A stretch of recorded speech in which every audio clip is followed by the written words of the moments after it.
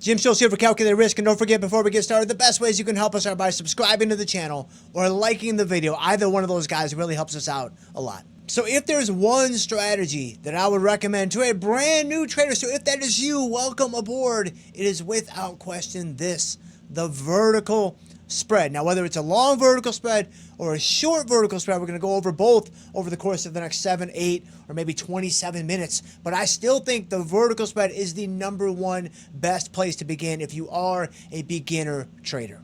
I mean, it's got everything working for you. Number one, you know your maximum loss. You know your worst case scenario on either side of the market. And then if you want to go with a long vertical spread, you can play direction. You can take your shot, but you're not getting chewed to pieces by the negative theta that comes along with a long call or a long put. But then if you want to go with a short vertical spread, now you're tapping into the probabilities. Now maybe you're selling some high volatility. Now maybe time is working for you, even if ever so slightly. So what I want to do now, let's take a few minutes. Let's unpack both long vertical spreads and short vertical spreads. Let's go.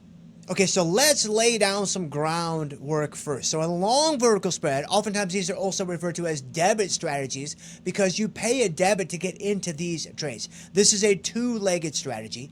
A short vertical spread is oftentimes referred to as a credit strategy because you collect a credit on entry. This is also a two-legged strategy. With a long vertical spread, the way that we're typically setting them up, at least on the Tasty Network, this is not intended to be the only way that you could set them up, but it does make a good bit of sense. I mean, that's why we do it.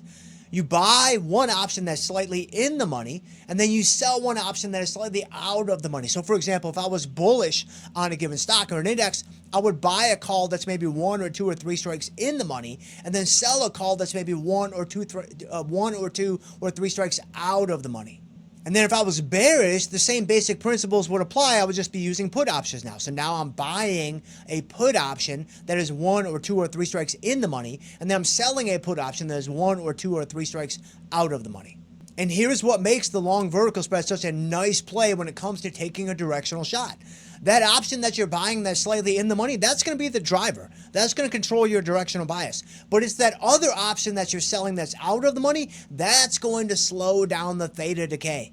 That's going to turn what would otherwise be a negative theta position into maybe a neutral theta position, or maybe slightly negative, or even at times slightly positive. But time is really going to be a non-issue when it comes to your directional shot. Now, of course, for every gimme, there's a gotcha. Well, the gotcha is you don't have unlimited profitability anymore. So you've given up the opportunity for the huge gains and the big winners. But in a market that's random and unpredictable, where every day that passes would otherwise be working against you, I don't know, guys. I think that's a pretty reasonable trade.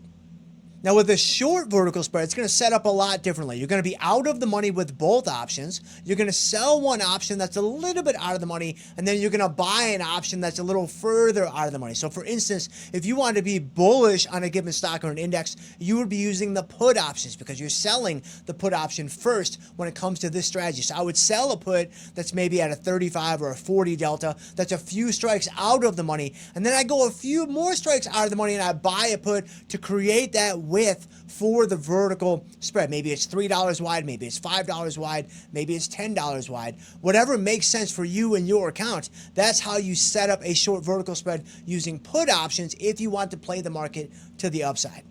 And then if you want to play the market to the downside, now you're going to be selling call spreads. Now you're going to be selling call vertical spreads. So now I would go a couple strikes out of the money on the call side. So now I'm above where the stock is. That's going to be my short call portion of the vertical spread. Then I go a few strikes out of the money, further out of the money, and I buy a call, and that's going to create my short call spread, playing a bearish bias on the stock or the index. And here's the great thing about short vertical spreads. Now they're high probability plays. Now you typically have time working for you. But when you sell those options first, remember, a short option has unlimited risk. A short option has undefined risk, which is not necessarily a bad thing, but that's a separate project for a later date. For us right now, we want that defined risk. For us right now, we want to know what those maximum loss scenarios do look like on order entry. That's what those long legs do.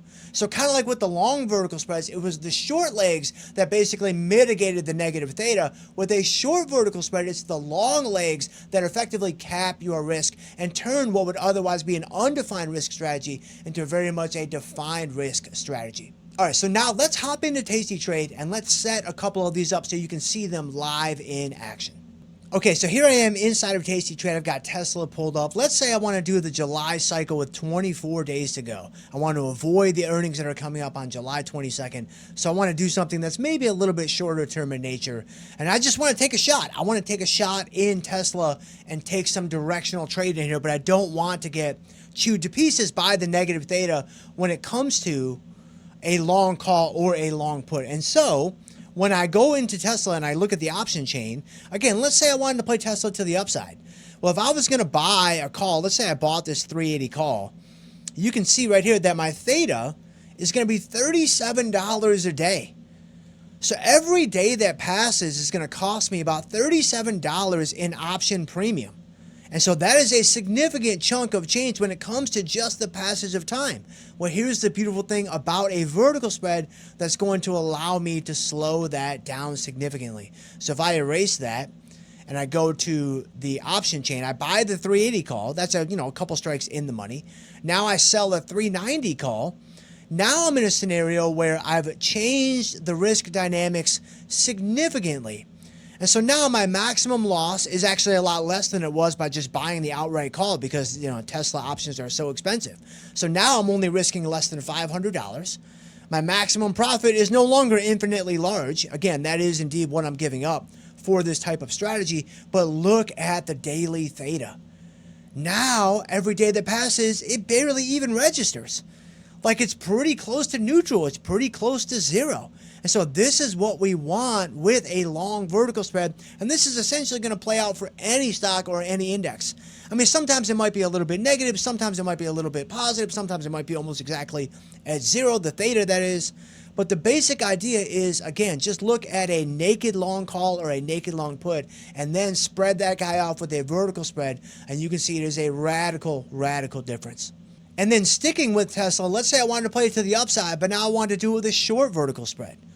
And so again, I would use a short put spread here where I'm going to be selling a put that's a couple strikes out of the money and then buying a put that is a couple more strikes further out of the money. So for instance, in this scenario, maybe I'm buying a 380 put, so I'm a couple strikes out of the money, and then I'm buying maybe a 375 put. And so now if you look at this scenario, you can see I've got time working for me ever so slightly.